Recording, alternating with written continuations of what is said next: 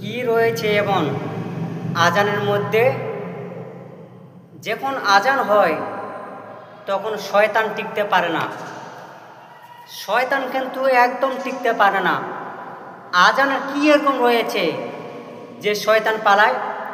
আবু হুরায়রা রাদিয়াল্লাহু তাআলা আনহু থেকে বর্ণনা করেছেন যে রাসূলুল্লাহ সাল্লাল্লাহু আলাইহি সাল্লাম বলেছেন, সালাতের আজান শুরু হলে শয়তান পিঠ ফিরিয়ে বায়ু ছাড়তে ছাড়তে পালাতে থাকে এবং এত দূরে চলে যায় যে আর আজান শুনতে পায় না।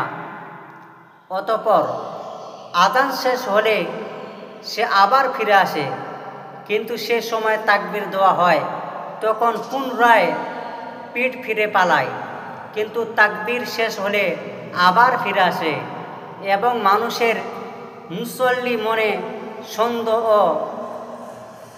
সৃষ্টি করে বলে, এই কথা এবং সেই কথা স্মরণ করো, যেসব কথা কখনো তা স্মরণ করার নয়।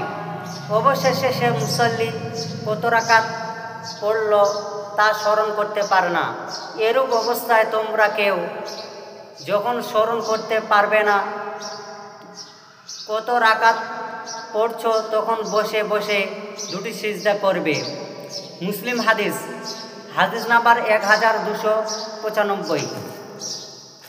তাহলে যখন আজান হয় তখন কিন্তু শয়তান কি হয়? পালায়। আর শয়তান আমাদের মধ্যে কি করে? আমাদেরকে নামাজের মধ্যে ভুলিয়ে দেয় যে আমরা কত রাকাত নামাজ পড়ছি, আমরা কিছু ঠিক পাই না।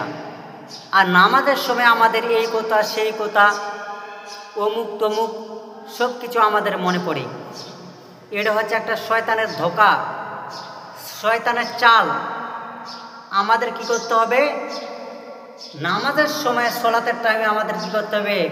একমাত্র আল্লাহ তাবারক তাআলাকে আমাদের কি করতে হবে? তাকে ধ্যানটা দিতে হবে, অন্য কাউকে আমরা ধ্যান দিব না।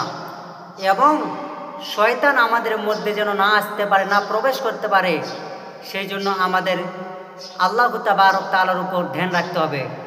শয়তানের কাজ হচ্ছে শয়তানি করা।